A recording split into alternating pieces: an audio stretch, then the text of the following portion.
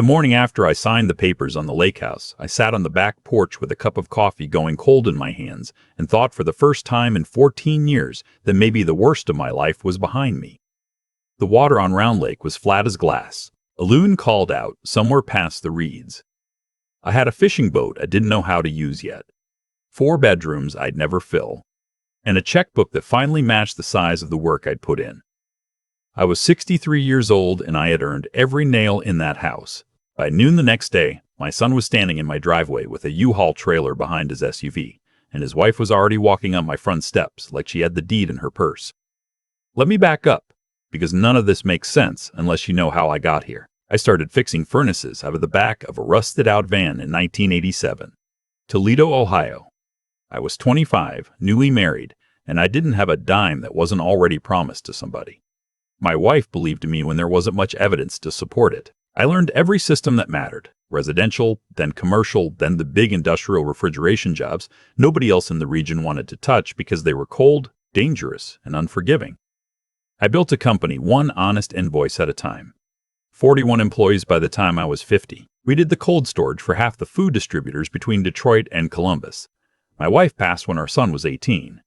Cancer, fast and cruel, the kind that doesn't give you time to make peace with it. I think something in my boy broke when she died, and instead of leaning on me, he leaned away. That's the part I'll own. I worked too much that year.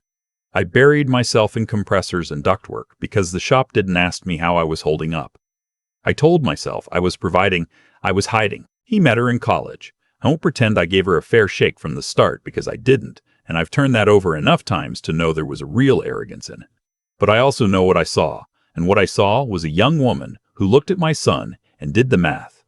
Who asked me, the second time we met, what the business was worth. Not what we made, what it was worth. They married. I paid for the wedding, the down payment on their first house, his MBA that he never finished. And the more I gave, the colder it got, because she had figured out something I hadn't. A man who keeps giving can be made to feel like a man who owes. Every gift became a debt I'd somehow failed to honor properly. I gave them a car. It was the wrong car. I paid their mortgage one hard winter. I'd embarrassed them by mentioning it. I learned to apologize for my own generosity. The break came at my granddaughter's 3rd birthday. I'd flown in late from a job in Cleveland, still in my work clothes, and I handed the little girl a savings bond and a stuffed elephant I'd picked out at the airport.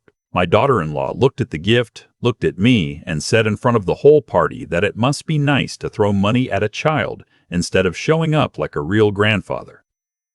I said something back. I won't pretend it was gracious, and my son, my own boy, stood there next to her and said, "Dad, maybe you should go." So I went. And then she made sure going became permanent. The letters came back unopened. The phone number changed. When I drove the 6 hours to their house one Christmas with presents in the trunk, the walks were different and nobody answered, though I could see the lights on inside. I hired a man once just to confirm they were all right. That's how desperate it gets. Paying a stranger to tell you your own family is alive. They were fine. They simply did not want me. 14 years. I missed my granddaughter growing from a toddler into a young woman. I missed every birthday, every school play, every scraped knee. I sold the business in year 11 for more money than I'd ever let myself imagine, and there was no one to tell. I bought the lake house in year 14 because I decided, finally, to stop waiting at a door that was never going to open. And then it opened on its own, because the moment my name showed up on a property record attached to a lakefront house in Charlevoix, Michigan, the door I had been knocking on for 14 years swung wide, and out walked the very people who'd nailed it shut. My daughter-in-law reached the top of my porch steps before I'd even set my coffee down. She'd aged into a kind of brittle elegance, every hair in place, sunglasses pushed up like a headband. She spread her arms toward my house, not toward me, toward the house, and said, "Oh, this is just perfect." My son hung back by the trailer, the way he always hung back, letting her go first into whatever she decided they deserved. And behind him, climbing out of the back seat, was a tall, quiet girl of 17, with my late wife's exact eyes, holding a single backpack against her chest like a shield. That was the first time I saw my granddaughter as a near-grown person. Her name was the same name my wife had carried, passed down on purpose, and seeing those eyes look at me without the slightest idea who I was, nearly took my legs out from under me. "Dad," my son said, We've had some trouble. The house didn't work out." He gestured at the trailer. "We figured, you've got all this room now, and family's family, right? I should tell you that the smart thing, the safe thing, was to say no right there on the porch and watch them drive away." I knew it, even as I failed to do it. But there was a 17-year-old girl standing in my driveway with my wife's eyes and a backpack that looked like it held everything she owned, and I was not going to be the man who shut a door on a child. I'd already lost 14 years to my own pride. I wasn't about to lose her, too. "You can come in," I said. "We'll talk." My daughter-in-law was already inside before the sentence finished. By dinner that first night, she toured every room, claimed the largest guest suite for herself and my son because of his back, put my granddaughter in the smallest room at the end of the hall, and informed me that I'd want to prepare a third bedroom as an office because she'd be managing things now that I was getting up there. She said it gently. That was the trick of her. She could call you senile in a voice you'd use to comfort a child. "Getting up there," I repeated. "You bought a 4-bedroom house and you can barely work the thermostat, Dad." She laughed, light and easy, and touched my arm. "It's okay. That's what family is for." I'd built the cooling systems for buildings the size of city blocks, and she was patting my hand over a thermostat. I let it go. I want you to understand that I let a lot of things go those first 2 weeks, on purpose, because the loudest part of my brain was screaming and the quiet part, the part that had negotiated million-dollar contracts and read men across a conference table for 30 years, was telling me to watch. So I watched. I watched my son turn into a ghost in his own marriage, agreeing before she finished her sentences, flinching when she changed her tone. I watched her take my mail off the counter to help me stay organized. I watched her reschedule my doctor's appointment with a physician I'd never chosen. And when I asked why, she said the old one was too far and the new one was wonderful with seniors. I watched her start writing things down in a little leather notebook every time I forgot where I'd set my reading glasses, every time I repeated a story, every ordinary human lapse that everyone on earth has a dozen times a day. And I watched my granddaughter. She was supposed to be a senior in high school. Within 10 days, she wasn't going. Her mother, my daughter-in-law, told me the girl was doing online courses now. It's more flexible. But I never once saw a laptop open to a lesson. What I saw was a 17-year-old being sent on errands, cleaning my house, and growing quieter by the day. One evening, I found her on the dock with her knees pulled up to her chin, watching the light go off the water. And I sat down beside her, slow, the way you'd approach a deer. "You like it out here?" I asked. "It's pretty," she said. Then, after a while, "I'm not supposed to bother you." That word, bother, coming out of a child who carried my wife's eyes. I asked her about school. She told me she'd wanted to study marine biology, that she'd had a teacher who took her class out to the bay to test water samples, that it was the best day of her life. Then her face closed up like a window in a storm, and she said, "But Mom says college isn't realistic for our family right now. She says I should start contributing." Contributing. A 17-year-old. To a family that had just moved rent-free into the home of the grandfather they'd erased for 14 years. I went to bed that night, and I did not sleep, and somewhere around 3 in the morning, the quiet part of my brain stopped being quiet, because I'd finally added it all up. The doctor, the notebook, the mail, the way she narrated my every small mistake out loud, as if for an audience that wasn't there yet. I'd seen this before, years back when an old supplier's kids got him declared incompetent and stripped him of his company while he was still sharp enough to run it. They built a record. A careful, patient paper trail of an old man losing his grip, and by the time he understood what was happening, a judge had already handed his life to the people stealing it. She wasn't moving in. She was building a case. Now, I know what you're thinking, because the whole time it was happening, I was thinking it too. Call the police. Call a lawyer. Throw them out that very night.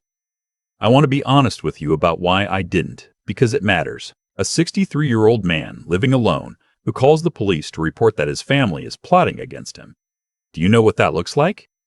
It looks like exactly the thing she needed it to look like. Paranoia.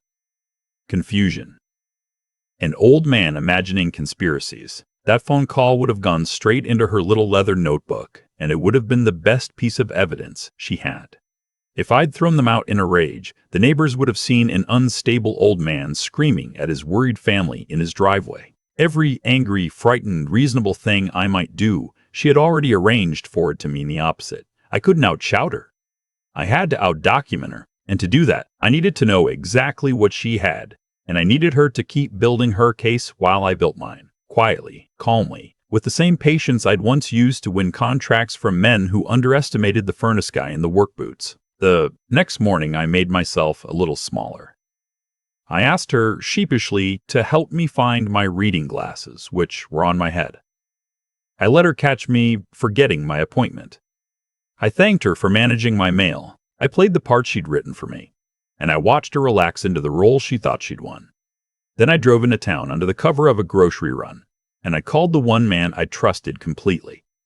He was my company's attorney for 20 years. And my friend for longer than that. We'd built that business together, more or less. He kept me out of more bad deals than I can count, and I pulled his boat off a sandbar enough times to call us even. He'd retired a year before I did. When I told him what was happening, he was quiet for a long moment. And then he said the thing I'll never forget. She's not your problem to solve emotionally. She's a problem to solve correctly. And correctly means evidence, witnesses, and timing. Can you give me 2 weeks? I gave him 2 weeks. In those 2 weeks, I did the hardest acting of my life.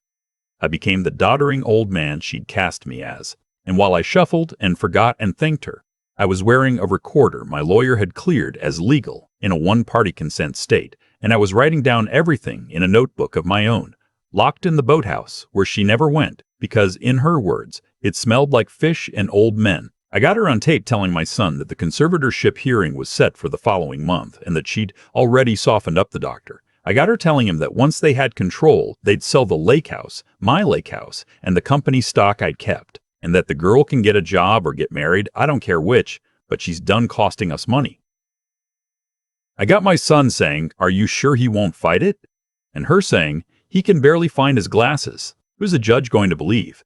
A successful family or a confused old widower who hasn't seen his own son in years? I had to sit there and breathe and keep shuffling after I heard that.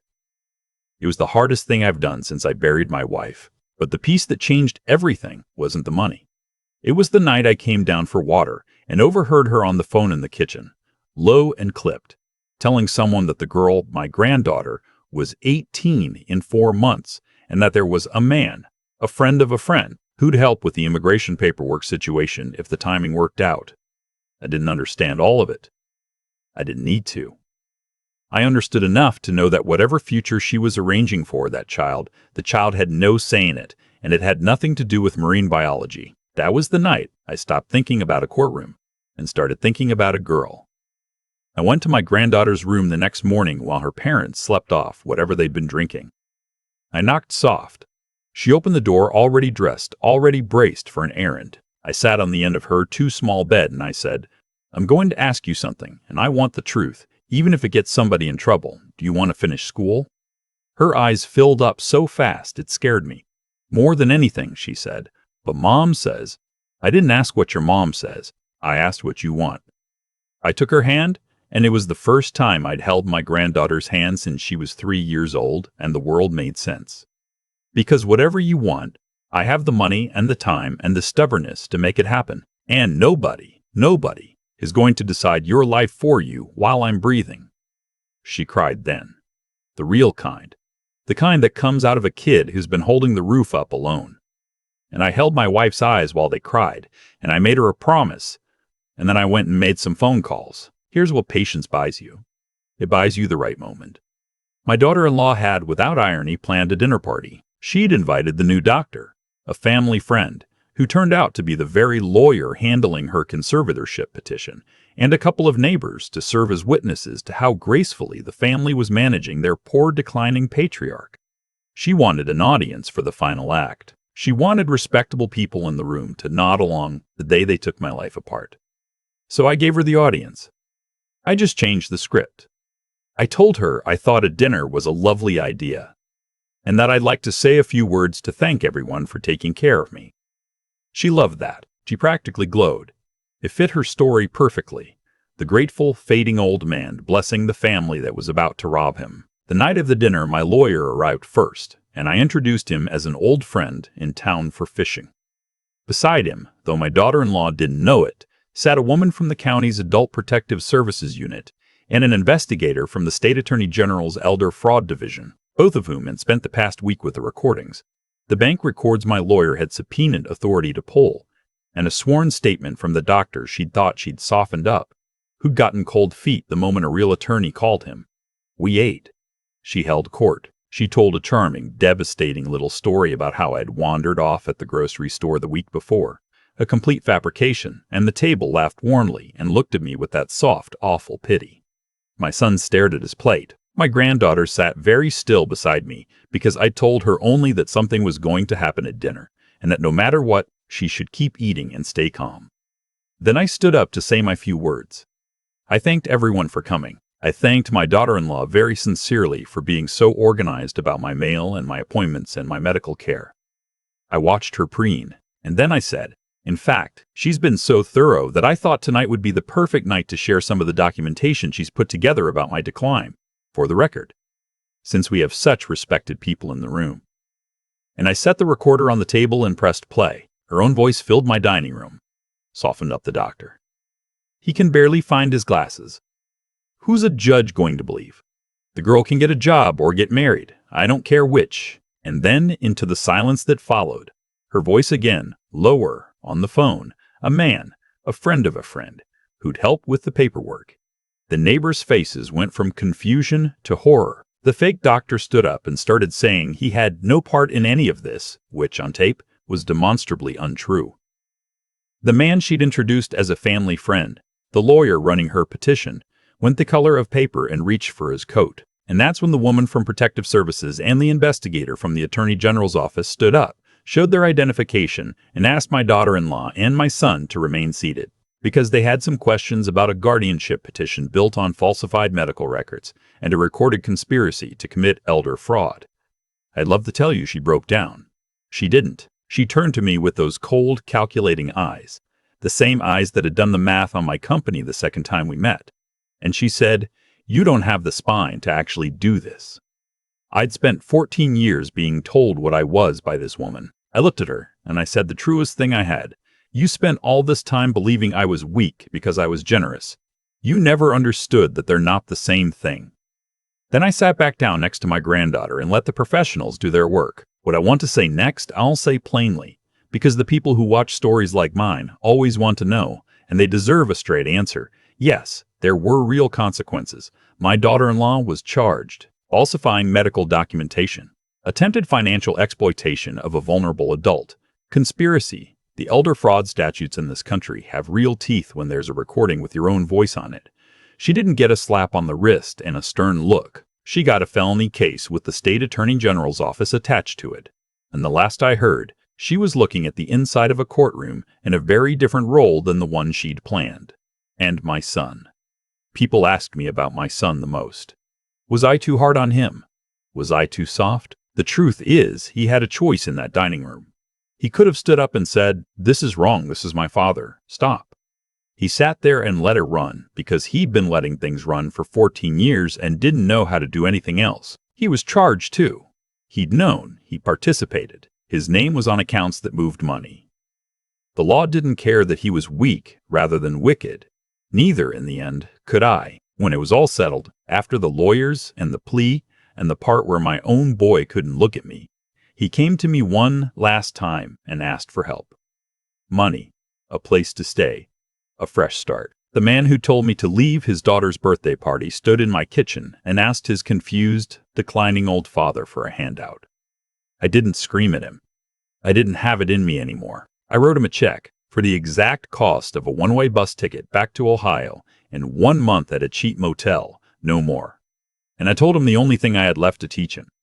I gave you money your whole life, and it made you smaller every time. So this is the last of it. The rest you're going to have to earn the way I did, out of the back of a van if that's what it takes. I hope someday you build something, because a man who only knows how to take never finds out what he's actually worth. He took the check. He didn't say thank you. He never has. I've made my peace with the fact that he probably never will, and that the boy who broke when his mother died might never put himself back together. That grief is mine to carry, and I carry it. You don't stop loving your child because your child fails you. You just stop letting the love be a door he can rob you through. My granddaughter, though, she finished high school. I drove her myself. 3 hours each way, every day for the last stretch of senior year, to the school district she'd been pulled out of, until I bought a smaller house in town so the drive made sense. She walked across that stage in a cap and gown, and found my face in the crowd before she found anyone else.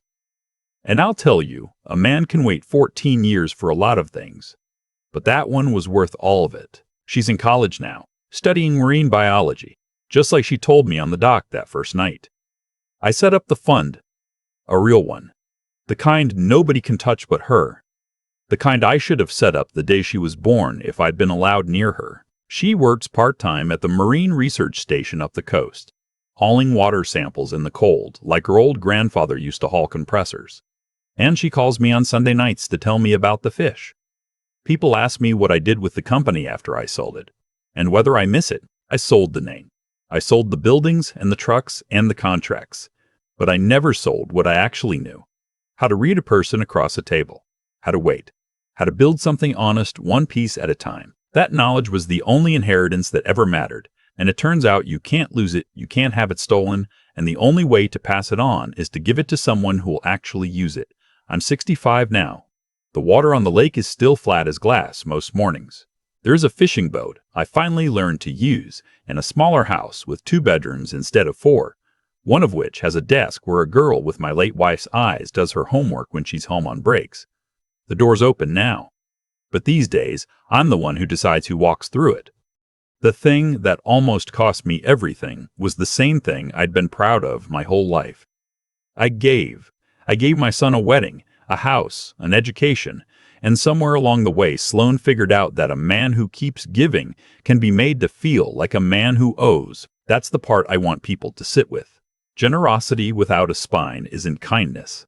It's an open door, and the wrong people will walk right through it and start measuring your rooms. For 14 years, I mistook being agreeable for being good, and Derek learned from me that the easiest thing to do when someone takes from you is to stand there and let it happen. What saved Hazel wasn't my anger. Lord knows I had plenty of it. It was the part of me that stopped, breathed, and asked what the truth actually looked like before I picked up a phone.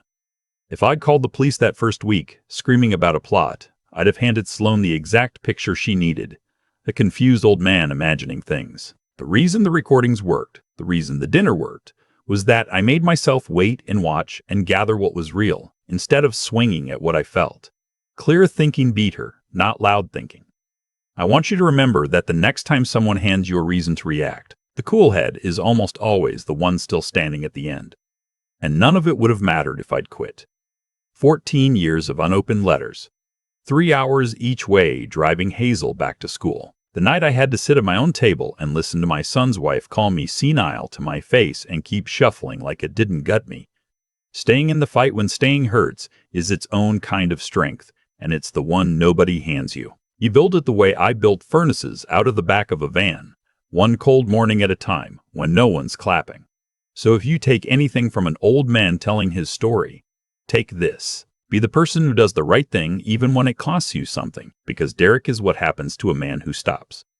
Think before you strike, because Sloan counted on everyone around her being too emotional to check the facts. And don't you dare quit on the people who can't fight for themselves, because Hazel is in college studying the thing she loves for one reason only: somebody refused to give up. I'm 65 now. The lake is quiet most mornings, and the door to my house is open again. But these days, I'm the one who decides who walks through it, and I sleep just fine.